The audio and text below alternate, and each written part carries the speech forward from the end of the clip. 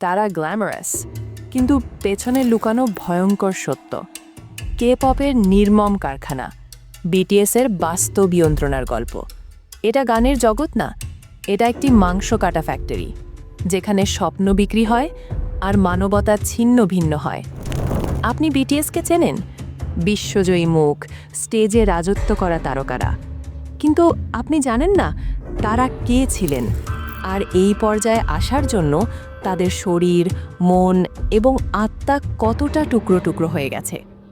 বিটিএসের সদস্যরা যখন ট্রেইনি ছিলেন, তখন তারা মানুষ ছিল না, তারা ছিল প্রোডাক্ট।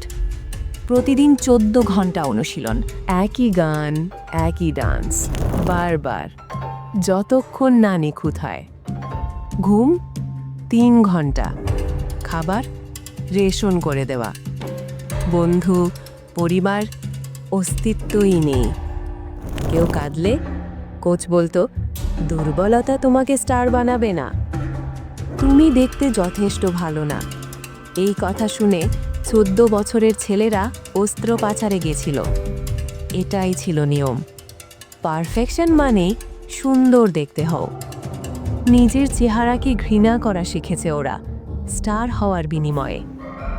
বিটিএসের গান শুনে আপনি ভাবেন তারা সুখী? সুগার নিজেই বলেছেন তিনি অনেকবার করতে চেয়েছেন। জিমিন খাওয়া বন্ধ করে দিয়েছিলেন, কারণ কেউ বলেছিল তিনি মোটা।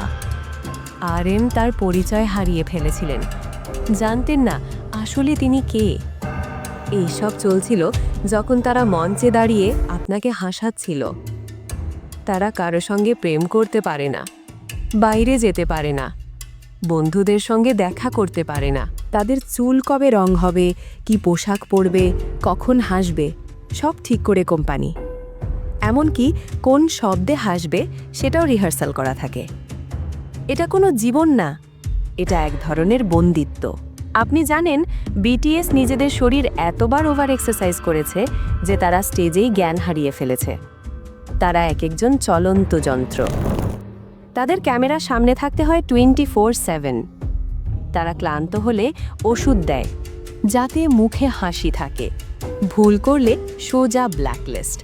তারা শুধু শিল্পী না, তারা দাস। এটা কেবল বিটিএস নয়, পুরো কে পপ ইন্ডাস্ট্রি এমনই। একটা মানুষের আত্মা ভেঙে তাকে তৈরি করা হয় এক পারফেক্ট পুতুল। যারা টিকে থাকে তারা বাঁচে, আর যারা ভেঙে পড়ে তাদের নাম আপনি কখনো জানতেও পারেন না। আপনি যদি সত্যি বিটিএসকে ভালোবাসেন, তাহলে শুধু তাদের মিউজিক না, তাদের যন্ত্রণাও জানুন। রিপোর্টের পেছনে যে ভয়ঙ্কর বাস্তবতা লুকানো আছে তা দেখুন।